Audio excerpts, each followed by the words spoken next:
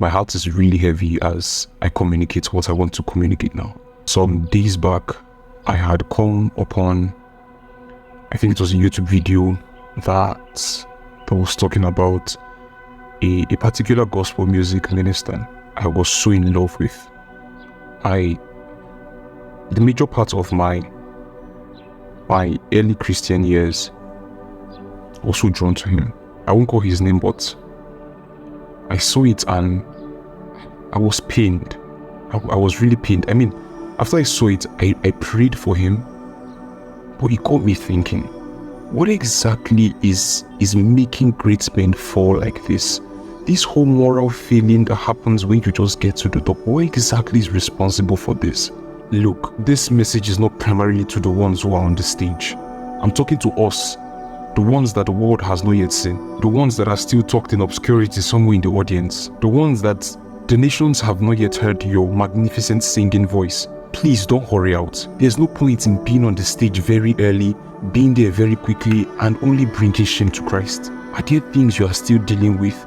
Please stay with him until he has dealt with it sufficiently before you go to the stage. Many of the ministers who are defiling the pulpit today, defiling their office today, it's not that they were evil from the start.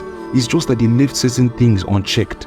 I'm not saying that the only way you stand on the stage is that you're a perfect human being, but there are certain tendencies that cannot afford to follow you to greatness.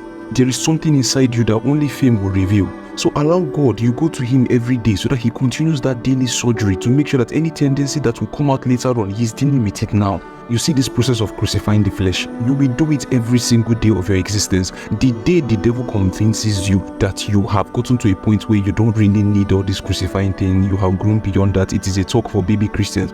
I am telling you, that very moment when you said yes to that thought, that is the day your doom began. Every man who is standing today is someone who is fully aware that he can fall. And it is that awareness that keeps them humble to always carry their hearts and their tendencies to God. Who would believe that the man who was in the wilderness taking care of sheep, the man who would risk his life in his teenage to go after lion and bears that took his sheep, who would believe that the beloved psalmist of Israel would be the one to take the life of one of his most loyal soldiers simply because he wanted to cover up sin? You don't know what you are capable of doing. Please don't pamper that sin or weakness. Now that it is still in this stage, nobody is seeing you. Please don't pamper it. Allow God help you to deal with that thing. As I'm talking to you, I'm talking to myself. Let us be the generation. Look, leave the ones that are on the stage now. Okay, there's very little we can do to affect them. I'm talking to us now. Let's be the generation that will show the world that God still has ministers that will shine the banner of moral integrity. Are you with me on this?